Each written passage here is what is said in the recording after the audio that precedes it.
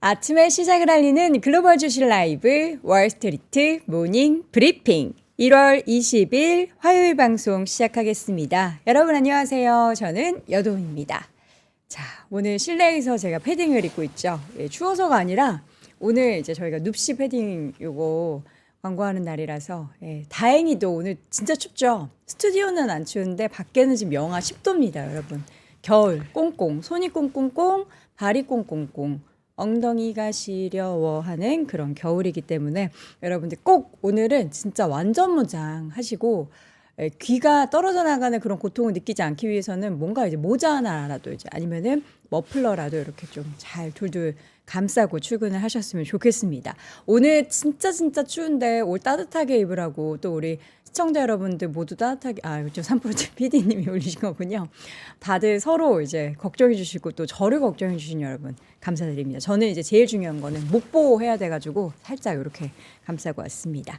자, 추운 아침 오늘 여러분 개장을 안 했죠. 밤사이에 휴장을 했죠. 그럼에도 불구하고 지금 천천히 들어오고 계세요. 일단은 6시에 알림을 요걸 맞춰놓고서 깨시는 분들도 많으시기 때문에 네, 여러분 오늘은 휴장이지만 그래도 휴장일 때 우리가 들어야 하는 그러니까 뉴스를 너무 이렇게 쳐서 막 이렇게 보느라 미쳐보지 못했던 데이터들 오늘 우리 또 명성님이 다 모아놨거든요.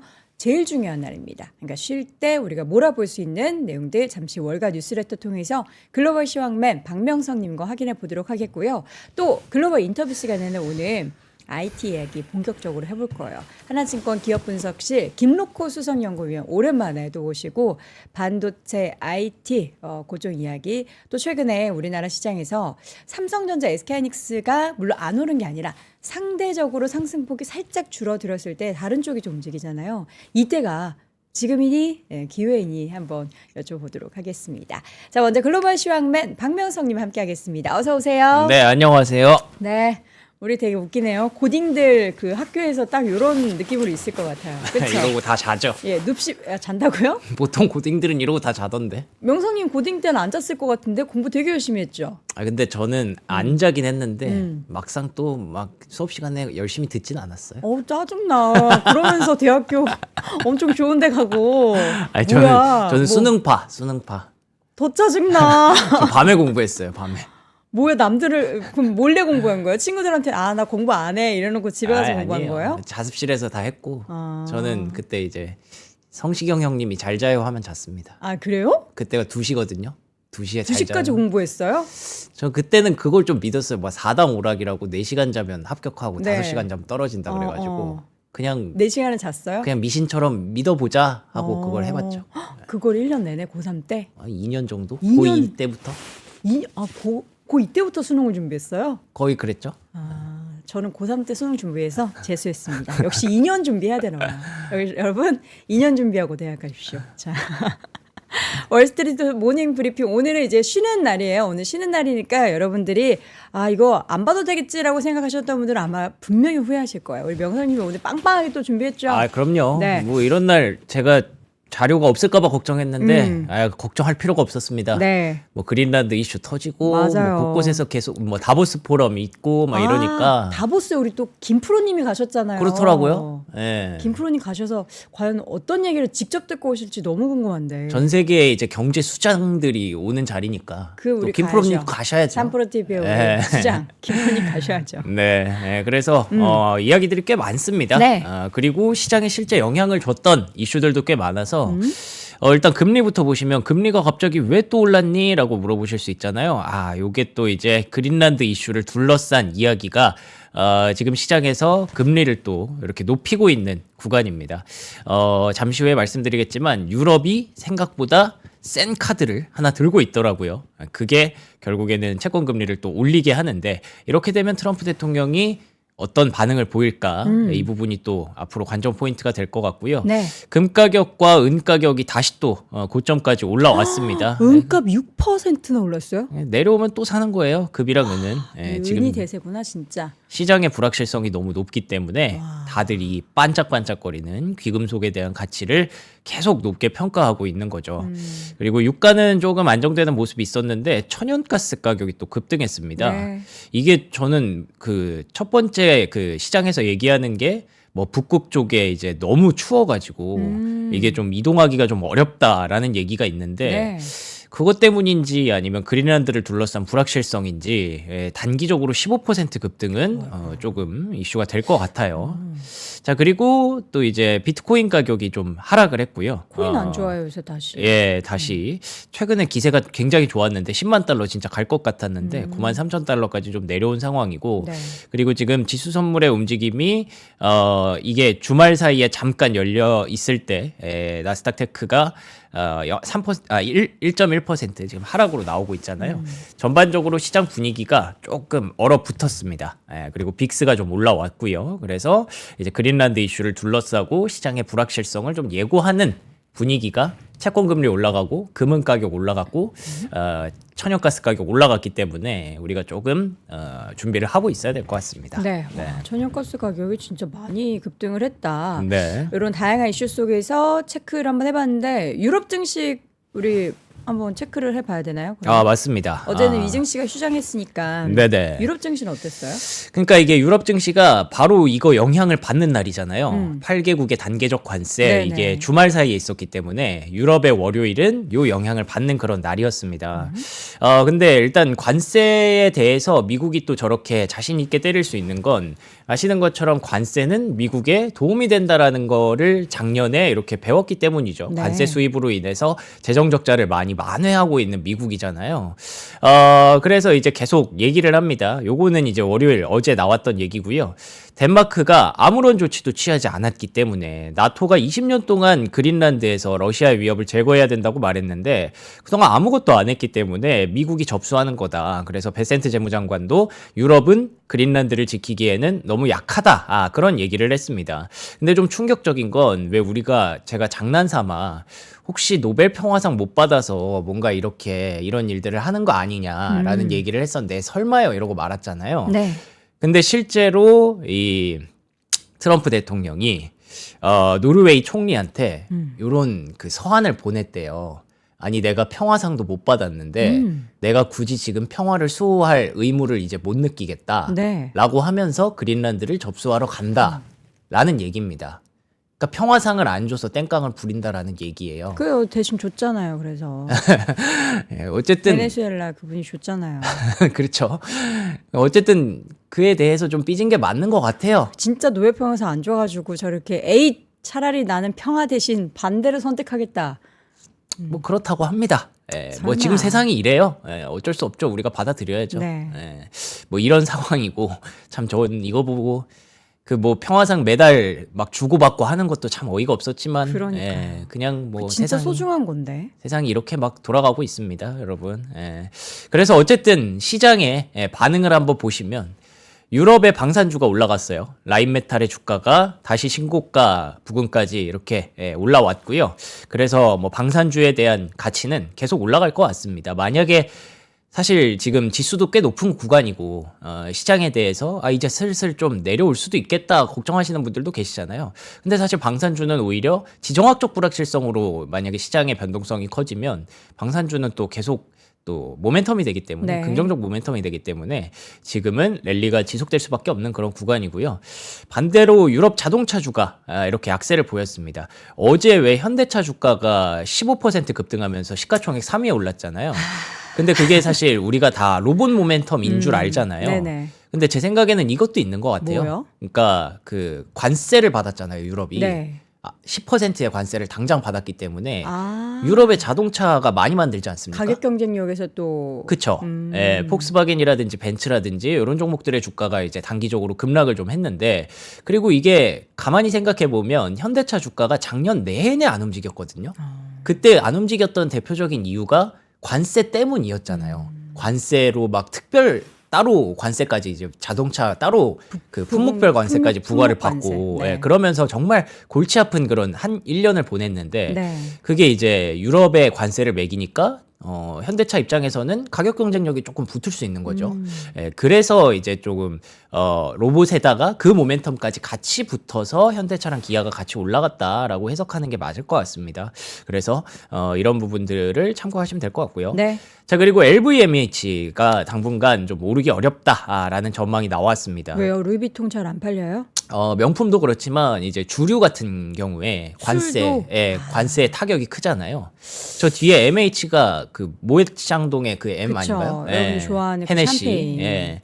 그렇기 때문에 당분간 관세의 타격을 받을 수 있을 것이다라고 해서 이제 그린란드발 이슈가 실제 시장에 영향을 미치기 시작한 구간으로 보시면 될 것 같습니다.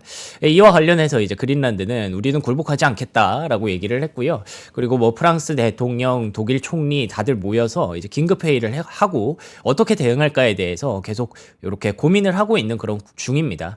근데 뭐 엄청 공격적으로 하지는 못하겠죠. 사실 유럽이 꺼낼 수 있는 카드가 미국에 대항하기가 쉽지가 않잖아요. 유럽이라는 나라가 사실 많이 뭐 어쨌든 제조업적으로도 많이 약해졌고 그쵸. 첨단 산업 쪽으로도 많이 약해졌고 사실상 관광으로 먹고 사는 그런 대륙이기 때문에 네. 할 수 있는 게 많이 없다라고 보여졌는데 일단 930억 유로 규모의 대항하는 관세를 준비하면서 미국 기업들의 유럽 진입을 좀 차단하기 위한 어떤 그런 고민들을 좀 하고 있다고 합니다. 그러니까 이제 미국과 유럽의 대결이 그린란드를 둘러싸고 이렇게 불거지고 있는 거죠. 그러면 우리는 생각하죠. 에이, 그거 뭐 유럽이 뭐 해서 되겠어? 라고 네. 생각할 수 있지만 진짜 무기는 따로 있다고 합니다. 뭐예요? 유럽이 미국의 최대 채권국이기 때문에 상당한 협상력을 갖고 있다는 거예요. 채권을 그렇게 많이 들고 있어요? 네. 그래서 작년에 이제 트럼프가 타코가 된 이유, 우리가 대표적으로 하나만 꼽자면 채권 금리의 급등이었잖아요. 그러면서 이제 베센트랑 뭐 러트닉이랑 다 백악관 들어가서 아, 이건 좀 자제해야 될 것 같습니다. 이러면서 타코가 됐었던 기억이 네. 있는데 요거 보시면 한 8조 달러 규모, 크게 보면은 한 10조 달러 규모까지 유럽이 미국을 상대로 뭔가 채권에 대해서 거래를 좀 좌지우지할 수 있어서 그래서 이게 간밤에 채권 금리를 좀 높였던 그런 이유라고 보시면 될 것 같습니다. 이러면 또 이제 트럼프 대통령이 조금 약해질 수도 있는데 과연 이에 따른 트럼프 내각의 리액션은 어떻게 나올 것인지 우리가 다보스 포럼에서 그걸 좀 확인할 수 있지 않을까 예상을 하고 있고요. 피치에서도 이렇게 되면은 긴장감이 좀 높아지는데 이거는 좀 리스크다라고 얘기를 하기 시작했습니다. 신용평가 기관이잖아요. 네. 우리가 항상 미국 증시의 역사를 보면 갑자기 뜬금없이 큰 폭으로 떨어질 때는 뭐 셧다운으로 인해서 피치라든지 뭐 S&P라든지 이런 신용평가 기관이 뭐 등급을 내린다거나 뭐 등급 평가 뭐 기준을 내린다거나 뭔가 이런 이슈들이 항상 있어 왔거든요. 그래서 이제 조금은 변동성이 시작되려나 보다 여러분들이 좀 염두에 두실 필요가 있을 것 같습니다. 네. 그래서 영국이 굉장히 곤란한 상태에 빠졌어요. 영국 약간 미국이랑 친하잖아요. 그러니까요. 왜 제가 말씀드렸던 그 평화 그 뭐 보드? 뭐 이제 유엔을 대체하려고 만든다는 뭐 그런 거 거기에도 영국은 들어가 있잖아요.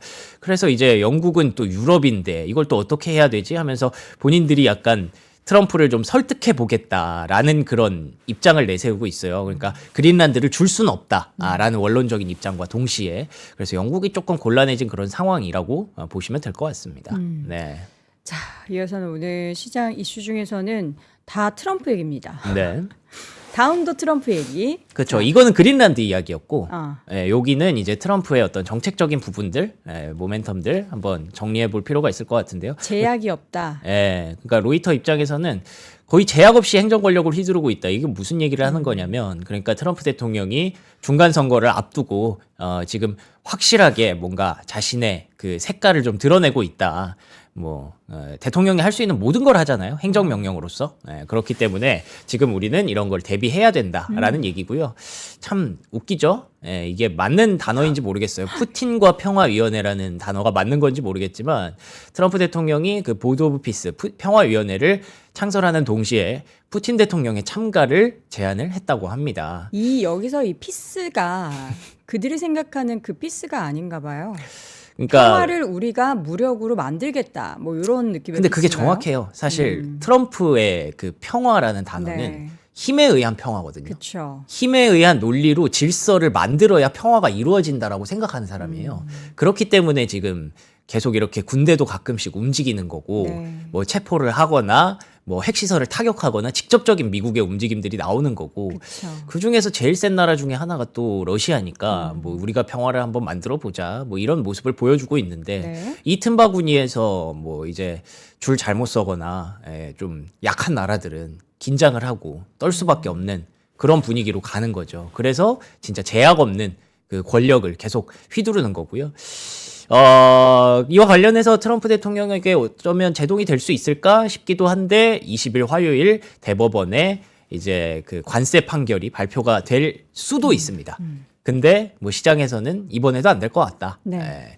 2월 말까지는 아마 계속 질질 끌지 않을까라고 예상이 되고 있어서 뭐 이에 대해서는 베센트나 트럼프나 우리는 뭐 확실하게 이번에도 이길 것이다 라고 얘기를 하고 있습니다만 이와 관련해서 변동성이 여전히 잔존해 있는 그런 상황이라고 보시면 될 것 같고요.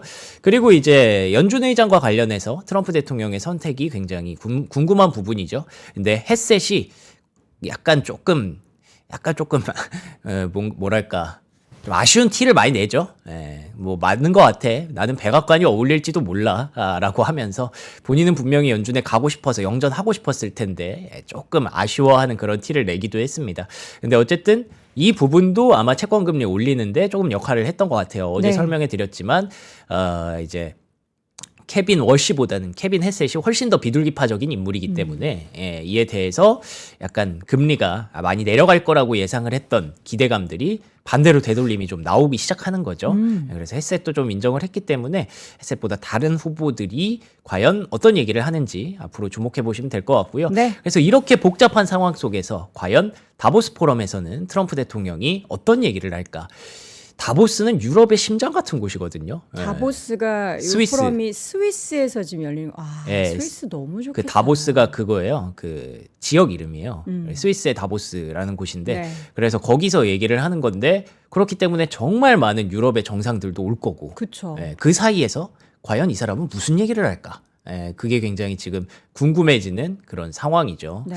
그래서 뭐 23일인가 예정이 돼 있다고 하는데 뭐 시장 일각에서는 뭐 이 날이 아닐 수도 있다라는 얘기도 있어서 꽤 이번 주 일정이 내에 기네요. 네, 맞습니다. 이번 주 내에 아마 또 다른 얘기가 나올 것 같고요. 네. 이제 시작이 됐기 때문에 어떤 얘기들이 좀 중심적으로 나오는지 하고 찾아보니까 이제 블랙록의 레리 핑크 CEO가 이번에 다보스 포럼을 많이 그 거의 주도했거든요. 근데 거기서 세계의 이 자본주의를 향한 움직임이 대중의 신뢰를 잃어가고 있다. 이게 정확히 사실은 트럼프 대통령의 행보거든요. 사실 트럼프 대통령이 저렇게 하는 게 모든 게 AI에 대한 주도권을 확보하기 위함이다라고 명제를 정의해버리면 그러면 사실 다 맞거든요. 모든 게 다 결국 AI 패권을 지기 네, 위한 맞아요. 거다. 그렇기 때문에 사실 어느 정도는 우리가 공감을 하기는 하거든요. 근데 이게 사실 대중의 신뢰를 잃어버리면 네. 그래서 만약에 중간 선거에서 트럼프 대통령이 패배하거나 이제 공화당이 계속 그런 것들을 잃게 된다면 그러면 우리는 계산을 또 다시 해야 되는 겁니다. 그렇기 때문에 이제 자본주의가 성장도 중요하지만 뭔가 이런 것도 볼 필요가 있다라고 레리 핑크 CEO가 약간 의제를 좀 던진 셈이고 네. 근데 그에 대해서 이제 베센트 재무장관은 우리는 계속 성장을 향해 갈 것이다. 우리는 성장이 중요하다고 생각한다. 라고 해서 그 방법론에 대한 고민을 아마 다보스 포럼에서 많이 얘기하게 되지 않을까 생각이 듭니다. 네. 자, 시장이 사실 좀 불확실성이 있잖아요. 지금 지정학적 리스크도 있고 트럼프가 저렇게 하루가 멀다 하고 막 공격하고 있고 그러니까요. 이런 상황에서 시장이 되게 잘 상방에서 좀 버티고 있는 것 같은 그런 느낌이 드는데 맞아요. 왜 이렇게 풀썩 주저앉거나 흔들리거나 그런 게 좀 덜할까요? 그거에 대해서 제가 조금 그 고민을 해보고 자료들을 많이 취합을 해봤는데요. 실적 때문인가? 일단 S&P 500과 나스닥뿐만 아니라 뭐 어제 코스피 아시다시피 4,900, 뭐 이제 5,000 진짜 한 발 남았습니다. 그 정도로 시장의 변동성과 불확실성은 큰데 왜 시장은 계속 잘 버틸까, 안 빠질까에 대해서 고민을 좀 해봤는데요.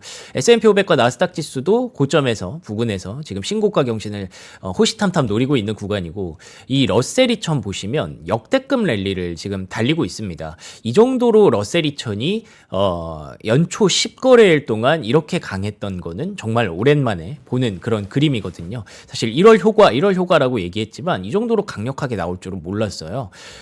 근데 요거에 대해서 딱 마켓착 칼로스 이런 얘기를 하면서 시장은 냉혹하다, 냉담하다. 뭐 이란 이슈도 있고 그린란드 이슈도 있고 베네수엘라 이슈도 있지만 펀더멘털에 영향을 미치냐 안 미치냐 이거에 따라서 의미 있는 반응을 보인다는 거예요. 그래서 예를 들면 국제 유가가 어떻게 변동성을 보이느냐 그리고 혹은 국채 금리가 어떻게 변동성을 보이느냐에 따라서 시장은 움직이는 거지. 그게 아니면 어쨌든 지금 그래서 미국이 이길 거잖아 쪽으로 다들 베팅을 하고 있다는 겁니다. 실제로 이 그린란드와 관련해서 계속 뭐 이래저래 논란도 있고 이게 맞느냐 뭐 이런저런 말도 있지만 어제 전해드렸던 것처럼 에스티로더의 상속자는 이미 트럼프에게 큰 돈을 지지하겠다, 투자하겠다라고 얘기를 했고요. 여기서 만약에 히토류를 캐죠? 그러면 제프 베조스, 빌 게이츠, 블룸버그와 같은 사람들이 또 돈을 또 벌게 됩니다. 그리고 피터 틸, 샘 알트만 같은 사람들이 이 그 그린란드와 관련해서 계속 이제 수익을 좀 넓힐 수 있는 그런 기회들을 좀 보고 있기 때문에 왜요? 이 사람들이 왜 돈을 벌죠? 그러니까 이게 아폴로 프로젝트라는 것도 이제 계속 될 수 있고 더 잘 될 수 있고 그리고 이 사람들이 갖고 있는 그런 이해관계와 투자한 그런 기업들이 결국에는 그린란드를 통해서 히토류에 대한 자원에 대한 미국의 어떤 지배력이 좀 더 강화됐을 경우에 계속 이렇게 확대가 될 수 있다는 거죠. 그렇기 때문에 이게 사실 결국 앞에서 말했던 것처럼 돈은 감정이 없다는 거예요. 그래서 지금 상황에서 그러면 누구한테 투자할래? 라고 만약에 이렇게 누구한테 물어본다면 너 그러면은 지금 유럽이 그린란드를 지키는 거에 투자할래? 미국이 그린란드를 뺏는 것에 투자할래?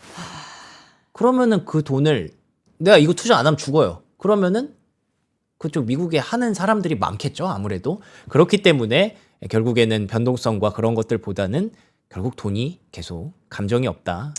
쪽으로 계속 가는 걸 우리가 이해를 해야 되는 거죠. 근데 이런 상황들이 계속 반복되니까 이제 개인 투자자들의 거래 비중이 좀 급등하는 것은 어떻게 보면 뉴욕 증시에게는 약간 변동성의 요인이 될 수도 있을 것 같아요. 그래서 뱅크 오브 아메리카에선 이 정도 올라오면 좀 매도 신호가 계속 뜨고 있다라고 하기 때문에 단기간에 급격한 변동성을 맞이하게 될 수도 있다라고 경고를 하고는 있습니다. 그리고 실제로 빅스 지수가 이렇게 최근에 굉장히 안정이 많이 돼 있거든요. 근데 조금 고개를 들기 시작했고, 그리고 이제 기관 투자자들의 포지션상으로 빅스에 대해서 계속 이렇게 급격한 매도 포지션을 잡았을 때 모두가 방심한 순간 변동성이 급격하게 높아지는 그런 구간을 우리가 2024년도에 한번 봤다고 해요. 그렇기 때문에 언제 어디서 변동성은 터질지 모르니까 주의는 해야 된다. 그리고 피어 앤 그리드 지수도 어느덧 62까지 올라가면서 탐욕 구간까지 들어섰습니다. 이런 것들을 우리는 뭐 그냥 안 보고 지나갈 수는 없는 그런 구간이기는 하다라는 걸 말씀드리고 싶었고요. 그럼에도 불구하고 상승장이 쉽게 끝나지는 않을 것 같습니다. S&P 500이 이 정도의 퍼포먼스를 연초에 보여주면 보통 이게 쭉 가더라고요.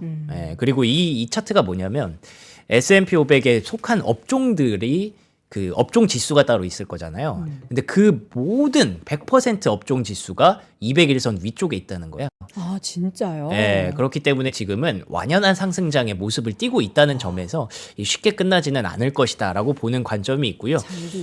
그리고 금리가 좀 올라가고 있지만 연준은 화요일부터 3주 동안 무려 553억 달러를 투입할 예정입니다. 자, 이 돈이 또 풀렸어요. 근데 또 지금 그린란드와 관련된 변동성이 있죠. 그러면 이게 또 누군가에게 이 돈의 주인에게는 물어보겠죠. 자, 이 돈은 어디로 갈래? 유럽을 지키는 쪽으로 갈래? 미국이 그린란드를 획득해서 히토류를 얻어내는 쪽으로 갈래? 라고 물어보면 아마 뭐 완벽하게 10대 0은 아니겠지만 그래도 후자가 조금 더 우세하지 않을까라고 보고 있습니다. 그래서 이런 강력한 상승장은 뭐 100% 정도의 상승으로는 끝나지 않는다고 하더라고요. 그렇기 때문에 뭐 급격하게 뭐 200%까지 가진 않겠지만 S&P 500이 그래도 충분히 갈 룸이 있다라고 시장에서는 계속 보고 있는 거고요. 제가 결론적으로 하고 싶은 제 얘기는 이겁니다.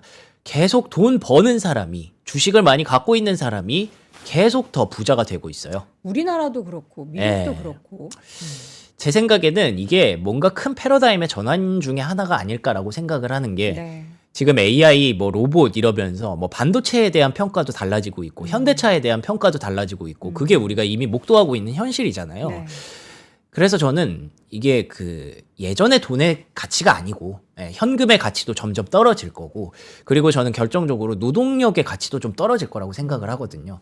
우리가 하고 있는 이 노동이라는 것에 뭐 예를 들어서 시급, 뭐 월급을 얼마를 받았다면 그 가치는 점점 떨어질 거라고 생각을 합니다. 왜냐하면 우리가 할 수 있는 것들보다 AI와 로봇이 할 수 있는 게 더 많아질 거기 때문에. 그렇기 때문에 어느 순간 돈을 갖고 자본을 가진 사람들은 AI 시대와 로봇 시대에 훨씬 더 많은 일을 할 수 있게 되겠지만, 그렇지 않은 사람들은 점점 더 도태될 수밖에 없다는 걸 이제 개인 투자자들이 너무 명확하게 알고 계신 것 같고요. 네. 그렇기 때문에 지금 너 이 돈 있는데 뭐 투자 어디다 할래? 하면은 계속 그래도 좀 더 강한 쪽으로 네. 가야 돼. 라고 해서 이 K자 경기가 계속 이어질 수밖에 없다라고 시장에서는 보고 있는 거죠. 이게 미국뿐만 아니라 우리나라도 마찬가지고, 이제 맞습니다. 얼마 전에 이제 빈센님과 이제 제가 같이 이제 방송을 2부를 진행을 하잖아요. 네. 저한테 이제 그 얘기를 딱 그 한 문장을, 인플레 시대에 현금 가지고 있는 건 안 된다. 그렇죠. 무언가 투자를 해야 한다. 네. 돈이 일하게 해야 된다. 이런 얘기를 저한테 해주셔서 열심히 저도 적극적으로, 원래는 사실 막 주식 투자를 그렇게 적극적으로 하진 않았거든요. 제가 뭐 ETF로 이렇게 쓱 보고 했는데 요새는 조금 적극적으로 하려고 합니다. 좋습니다. 고점 신호 그런 것도 여러분 얘기하시면 안 돼요. 여돈이 주식 투자 시작했다. 고점 시도나 그런 거 아니에요. 자, 기업들 뉴스 보도록 하죠. 네. 제미나이가 8월 기준으로 해서 지금 2배 이상의 API 호출이 증가를 했다. 네. 그러니까 이게 뭐 제미나이. 쉽게 말하면 트래픽이 2배 늘었다는 네. 거예요. 근데 갑자기 8월 기준이라서 좀 너무 옛날 얘기인 것 같긴 한데 8월 기준으로도 2배가 늘었으니 지금도 계속 잘 되고 있으니까. 8월이면은 진짜 옛날이잖아요. 예. 전 저거 월요일 제대로 인지를 못했네. 네, 그래서 앞으로도 계속 늘어날 것이다, 늘어나고 있다라는 관점에서 알파벳이 보시면은 올해 M7이 조금 조용하잖아요. 근데 그럼에도 불구하고 5.5% 여전히 위너 구간에 있고요. 아마존도 3.6%. 그러니까 M7은 아무래도 덩어리가 크다 보니까 이게 계속 이제 에이전틱 AI로 넘어가면서 소프트웨어 기업들이 돈을 많이 벌지 않을까에 대한 기대감에 좀 멈춰 있는 겁니다. 예, 그래서 그 중에서 가장 많이 벌 수 있는 기업 알파벳, 그리고 아마존 가만 보니까 로봇 자동화 많이 했던데 라고 하면서 이제 3.6% 이렇게 네. 상승을 하고 있는 거죠. 그런데다가 제이미 다이먼이 이번에 또 이제 다보스 포럼 가서 내 생각에는 마이크로소프트라는 기업이 한 10년은 앞서 있는 것 같아. 라는 얘기를 합니다. 요즘에 제이미 다이먼 우리 회장님을 참 네. 존경하기는 하지만 네. 모르겠어요. 약간 투자에 대한 전망이라든지 코멘트는 살짝 조금 이제 잘 안 맞으시는 것 같아가지고. 근데 뭐 이 사람은 어쨌든 JP 모건이라는 은행의 CEO이기 때문에 네. 어쨌든 JP 모건이 마이크로소프트 투자 많이 했나? 뭐 그럴 수도 있죠. 어쨌든 기업의 CEO라는 걸 감안하고 들어야 된다. 근데 마소도 좀 다르긴 해요. 여러분. 맞아요. 예, 예, 소프트웨어 기업이기도 하고. 본인 생각에는 마이크로소프트, 아마존, 뭐 구글 중에서 네. 마이크로소프트가 가장 잘하고 있다라고 생각을 하나 봐요. 예, 그래서 이런 소프트웨어 기업들이 계속 중심으로 갈 기회를 호시탐탐 노리고 있다라고 보시면 될 것 같고요. 네. 이렇게 그 소프트웨어 기업들이 잘하려면 칩도 많아야 되고 이제 다양화가 좀 돼야겠죠. 그래서 테슬라가 도조3 요 칩 개발을 계속 재개할 예정이라고 합니다. 그래서 이걸 멈춰놨었는데 사실 이거 테슬라가 그냥 다른 거 쓰자라고 선회한 줄 알았는데 AI5 칩 설계가 안정화되면서 요거 아시죠? 삼성 파운드리에 주문했던 네. AI5 칩 설계가 안정화됐다라고 밝히면서 도조3 개발을 재개할 예정이다라고 얘기를 합니다. 그 AI5 칩에 대해서 뭐 블랙웰급 성능이다라는 얘기가 나올 정도로 지금 다시 기대를 하기 시작했어요. 그러니까 이걸 알 수는 없지만 테슬라가 중단했던 도조 칩을 다시 시작한다라는 건 AI5에 대한 자신감이 생겼다는 뜻이겠죠. 그렇기 때문에 삼성 파운드리에 대해서도 요즘 점점 더 좋은 얘기들이 많이 나오고 있는 상황이고요. 뭐 그래서 혹시라도 이런 것들이 계속 반복되면 또 버블이 오는 거 아니냐라는 걱정하시는 분들도 있을 것 같은데 이게 투자한 게 이제 닷컴 버블의 절반밖에 안 된대요. GDP 기준으로는 GDP 기준으로 했을 때 1% 수준밖에 안 되기 때문에 충분히 버틸 수 있는 그런 투자다라고 보시면 될 것 같고요. 그래서 결론은 이런 것들이 소프트웨어에 대한 기대감 그리고 도조칩 이런 것들이 다 쓸모가 있으려면 데이터 센터를 계속 지어야 되는 건데 그래야 이제 중국도 안 따라오고 그러는 건데 이거 보시면 자꾸만 그 데이터 센터에 대해서 취소를 하고 연기를 하는 그 횟수가 늘어난대요. 이렇게 되면 뭐 기업들은 사실 어쩔 수 없죠. 돈이 없으면 뭐 취소를 할 수도 있는 건데. 근데 어쨌든 중국이 막 따라잡고 있는 입장에서 미국은 굉장히 좀 더 바빠질 수밖에 없는 거거든요. 그래서 트럼프 대통령이 긴급 전력 경매 요거를 그래서 지난주 금요일에 좀 발표를 한 그 이유가 있다. 그래서 사실 트럼프 대통령의 모든 이 하고자 하는 일들이 AI에 갖다 붙이면 불가피하게 이해를 하게 됩니다, 우리가. 그렇기 때문에 이 AI에 대해서는 투자를 하는 거 맞구나. 우리도 AI 쪽으로 방향을 잡아야 되는구나. 라고 이해를 하는 거고요. 그래서 어제 보여드렸던 이 전력 밸류 체인과 관련된 이야기도 있었는데 국내에서 증권사 리포트가 이에 대해서도 많이 나왔더라고요. 삼성증권에서는 GE버노바 그리고 버티브 홀딩스 이게 이제 데이터 센터 계속 지으려면 필요한 그런 기업들이죠. 네. 이게 우호적인 이벤트다라고 봤고요. NH투자증권에서는 GE버노바 뉴스케일 파워, 이튼, 블룸에너지, 퍼스트솔라까지 다 필요할 것이다. 네. 전력이 제일 필요하기 때문에 그리고 국내 기업들도 이렇게 언급을 했네요. 그리고 SK증권에서는 이제 전력기기 업체들 국내 쪽으로 보면서 두산에너빌리티, 전력기기, 두산퓨얼셀 이런 종목들을 픽을 했고요. KB증권에서는 흥미롭네요. 이제 돈이 많이 없으면 은행이 계속 지원을 하게 될 것이다. 그렇기 때문에 금융사들도 수혜를 보게 될 것이다. 라고 하고 있기 때문에 이걸 다시 돌려서 얘기하면 작년에 그렇게 강했던 데이터 센터 관련주들이거든요. 네. 그 관련 기업들이 우리 돈 없어 AI 버블일 수 있어 하면서 못 갔던 걸 다시 랠리를 거듭하고 있기 때문에 이쪽을 또 볼 필요가 있다라고 정리할 수 있겠네요. 자, 마이크론 부사장은 메모리가 지금 전례 없는 수준이다. 네. 지금 이 얘기를 엔비디아 젠슨왕도 하고 있고 마이크론의 부사장, 네. 사장님이 좀 바쁘신가 봐요. 그렇죠. 부사장이 또 네. 이렇게 얘기를 했다. 그래서 이제 뭐 제일 중요한 게 이제 전력이고 데이터 센터지만 네. 거기 또 지으려면 메모리가 전례 없는 수준으로 지금 필요하다라는 걸 마이크론 부사장이 또 얘기를 했기 때문에 결국에 메모리도 데이터 센터 관련주의 핵심이다라는 걸 말씀드리고 싶어서 어제 나왔던 얘기 간단히 언급해 드렸고요. 네. 그리고 이제 방산주 랠리가 지금 그린란드 때문에 지속되고 있는 구간이라고 앞서 유럽 관련 그 라인메탈의 주가를 보면서 얘기를 드렸는데 근데 사실 우리가 생각해 봐야 될 거는 방산주도 중요하지만 그린란드를 얻으려고 하는 게 만약에 AI 때문이라고 가정을 한다면 결국에는 이제 히토류가 필요한 거잖아요. 물론 여기가 지정학적으로 중요한 위치고 골든도 프로젝트의 굉장히 중요한 위치라는 것도 알고 있지만 히토류에 대한 관심도 시장에서 지속하고 있습니다. 그래서 최근에 히토류 관련 스타트업에 대한 투자가 작년에 이 정도로 급증을 했다고 하더라고요. 네. 그렇게 보지 않았던 히토류 미국에서도 이제 필요성을 느끼고 있다는 거고요. 그래서 MP 머티리얼즈 같은 그리고 이걸 만약에 계속 이동을 시키려면 배도 많이 필요하겠죠. 그래서 헌팅턴 인걸스 인더스트리즈 같은 종목들의 주가가 최근에 랠리를 계속 하고 있으니까 광물 관련주에 대해서도 여러분이 좀 보시면 좋을 것 같아서 제가 그린란드발 이슈로 조금 이런 쪽으로 한번 틀어보면 어떨까 생각을 좀 해봤고요. 네. 그리고 어제 준비를 했다가 못했던 이야기들 좀 해드리면 클래러티 액트 표결이 상원에서 취소가 됐습니다. 이게 아마 비트코인의 가격을 다시 바닥으로 내렸던 왜 취소됐지? 그게 제가 지난번에 전해드렸던 코인베이스 CEO가 네. 클래러티 액트의 문제점을 하나하나 지적하면서 이건 안 하느니만 못한 법이다 라고 했던 게 상원에서 제동을 걸었다고 하더라고요. 그래서 이거를 좀 개선해서 해야 되는데 어쨌든 이와 관련해서 백악관이 코인베이스가 괜히 막 그 회방을 놓는 것 같으니까 분노했다는 그런 얘기가 있어요. 그래서 코인베이스의 주가가 지금 바닥권을 면치 못하고 있는데 결국에는 이게 개선돼서 올라오면은 또 좋아질 거라서 네. 사실 뭐 그냥 시간적인 시간 문제다라고 시장에서는 보고 있기는 합니다. 그리고 최근에 나왔던 이슈 중에 하나가 탐이. 비트마인 얘기 많이 안 나왔잖아요. 네. 근데 비트마인이 지금 주주총회를 갖고 미스터비스트한테 투자했다는 얘기를 했거든요. 왜요? 그러니까 그 이유에 대해서 뭐 크리에이터고 뭐 최대 전략적 투자를 한 거다. 이 미스터 비스트는 그 유튜버 아니에요? 맞아요. 엄청 그 구독자 제일 많은? 1등. 왜 투자를 했지? 근데 이 사람이 뭐 이더리움과 디파이 토큰화를 연계해서 홍보를 할 수 있는 수단으로 보나 봐요. 그러니까 뭐 TV 광고 내는 거랑 비슷하다 뭐 이런 느낌인 거죠. 예. 그래서 이거 갑자기 뭐야 뜬금없이 했는데 이걸 또 설명을 하니까 뭐 어쨌든 다 생각이 있어서 하는 건가 보다 네. 라고 이해를 하려고 합니다. 그래서 어쨌든 최근에 코인과 관련해서 이슈가 많이 없었는데 조금 나오는 이슈들이 있어서 쭉 한번 정리를 해봤고요. 그리고 이거 보니까 금이 막 랠리를 달릴 때는 코인이 못 간다고 하더라고요. 역사적으로. 금과 또 디커플링입니다. 예, 그래서 이 금 가격의 랠리가 좀 멈추고 그때부터 코인이 이렇게 올라가기 시작하니까 네. 여기 보시면은 그때부터 금은 좀 빠지고 그런 구간인데 멈출까? 근데 사실 지금 금랠리가 멈출 것 같지가 그러니까요. 않잖아요. 예, 그러니까 비트코인 가격은 뭐 일단은 바닥권에 머무를 가능성이 있다라고 보는 것 같고요. 자, 그리고 마지막으로는 노보노디스크 경구용 위고비를 이제 시작을 했는데 초기 데이터가 굉장히 좀 좋았다고 합니다. 생각보다 전환하는 사람들이 많았다는 거죠. 네. 그래서 노보노디스크가 지난주 금요일에 주가가 올랐었고요.